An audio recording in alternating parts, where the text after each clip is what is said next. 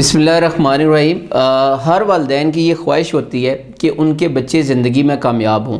کوئی والدین وہ یہ نہیں چاہتے ہوں گے کہ ان کے بچے زندگی میں ناکام رہیں، بلکہ ہر والدین کی یہ کوشش ہوتی ہے کہ جہاں سے ان کی زندگی کے سفر کا اختتام ہوا وہاں سے ان کے بچے اپنی زندگی کے سفر کا آغاز کریں اور بے شمار قسم کی کامیابیاں حاصل کریں۔ یاد رکھیے گا، جو اولاد کی ناکامی ہے وہ دراصل والدین کی ناکامی ہے، اور جو اولاد کی کامیابی دراصل والدین کی کامیابی ہے۔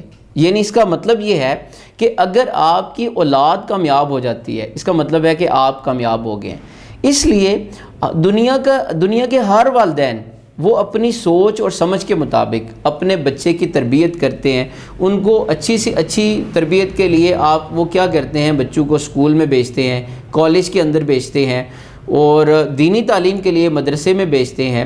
لیکن دیکھنے میں آیا ہے کہ یہ سارا کچھ کرنے کے باوجود کچھ بچے زندگی میں کامیاب ہو جاتے ہیں، اور کچھ بچے جس طرح کا والدین ان کو بنانا چاہتے ہیں وہ اس طرح کے بنتے نہیں ہیں، حالانکہ وہ اپنی طرف سے سارے کام کر رہے ہوتے ہیں۔ پھر غلطی کہاں پہ ہوتی ہے؟ ایک بات یاد رکھیے گا، آپ بچوں کو جس طرح کا بنانا چاہتے ہیں آپ اس طرح کا انوائرمنٹ، اس طرح کا ماحول کریٹ کریں، بچوں کو اس طرح کا ماحول دیں۔ اب فار ایگزامپل آپ یہ چاہتے ہیں کہ آپ کا بچہ کتاب پڑھے، آپ کا بچہ کتاب سے محبت کرے، تو آپ گھر کے اندر ایک ایسا انوائرمنٹ کریٹ کریں کہ جس میں کتاب دوستی والا ماحول ہو۔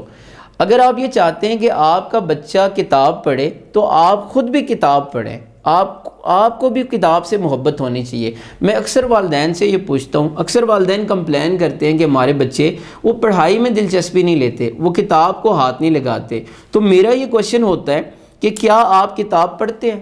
تو وہ والدین آگے سے حیران ہو جاتے ہیں، وہ کہتے ہیں کہ ہمیں کتاب پڑھنے کی کون سی ضرورت ہے، ہم نے کون سا پیپر دینے ہیں۔ تو یاد رکھیے گا کہ آپ کتاب صرف پیپر دینے کے لیے نہیں پڑھتے، آپ کتاب اس لیے پڑھتے ہیں کہ آپ اپنی زندگی کے معیار کو بہتر کر سکیں۔ اور اگر آپ کتاب پڑھیں گے تو آپ کے دیکھا دیکھی آپ کے بچے وہ کتاب پڑھنا شروع کر دیں گے۔ آپ نے اس طرح کا ماحول ڈیزائن کرنا ہے کہ آپ گھر کے اندر کتاب سے لگاؤ ہو، آپ کا بچہ آٹومیٹیکلی، اس کو یقین کریں پھر کہنا نہیں پڑے گا، وہ بچہ خود کتاب اٹھائے گا، خود کتاب پڑھنا شروع کر دے گا۔ دوسرا، اگر آپ یہ چاہتے ہیں کہ آپ کا بچہ موبائل استعمال نہ کرے، اس کے لیے بھی آپ گھر میں اس طرح کا ماحول ڈیزائن کریں کہ جس میں آپ بھی شامل ہوں۔ آپ موبائل کا بیجا اور غیر ضروری استعمال نہ کریں۔ آپ جب گھر میں آئیں شام کے وقت تو آپ ایک ٹائم مخصوص کر لیں کہ اس ٹائم کے بعد آپ اپنے گھر میں ایک ایسی جگہ مخصوص کر لیں جہاں پہ آپ اپنا موبائل وہاں پہ رکھ دیں۔ اور یہ جو قانون ہے یہ سب پہ اپلائی ہونا چاہیے کہ گھر کا کوئی بھی فرد اب اس ٹائم میں وہ موبائل کا استعمال نہیں کرے گا، وہ ایک دوسرے کو ٹائم دیں گے اور کسی موبائل کی غیر ضروری استعمال سے وہ باز رہیں گے، اور ارجنٹ جو کام ہوگا صرف اسی لیے موبائل استعمال کیا جائے گا، اس کے علاوہ موبائل کو استعمال نہیں کیا جائے گا۔ اسی طرح اگر آپ یہ چاہتے ہیں کہ آپ کا بچہ وہ غیر ضروری جو دوستیاں ہیں اور جو غلط دوستیاں ہیں ان سے باز رہیں، تو اس کے لیے آپ کو کمیونیکیشن گیپ ختم کرنا پڑے گا۔ دیکھیں، جو بچہ ہوتا ہے اس کو ایک ایسا انسان چاہیے ہوتا ہے جس سے وہ اپنی باتیں شیئر کر سکیں، اس کو ایسا انسان چاہیے ہوتا ہے جس کو وہ اپنی بات بتا سکے، کوئی اس کو سمجھ سکے۔ جب والدین آج کے اس دور میں، افراتفری کے دور میں، کیونکہ والدین کے پاس ٹائم نہیں ہوتا تو وہ بچوں کو ٹائم نہیں دے پاتے۔ اب بچہ یہ جو کمیونیکیشن کا گیپ ہوتا ہے اس کو فل کرنے کے لیے وہ باہر میں دوستی بنا لیتا ہے۔ جب آپ یقین کریں، جب آپ خود ٹائم نہیں دیتے تو باہر سے کوئی دوسرا شخص، اور ہو سکتا ہے وہ جو شخص جو اس کا دوست بنے وہ زمانے کا بدترین انسان ہو، وہ آپ کے بچے کا دوست بن جاتا ہے اور آپ کے بچے کی زندگی تباہ کر کے رکھ دیتا ہے۔ اگر آپ یہ چاہتے ہیں کہ آپ کا بچہ غلط دوستیوں سے باز رہے تو آپ کمیونیکیشن گیپ کو ختم کریں، آپ بچوں کو ٹائم دینا شروع کریں، آپ بچے کے دوست بن جائیں۔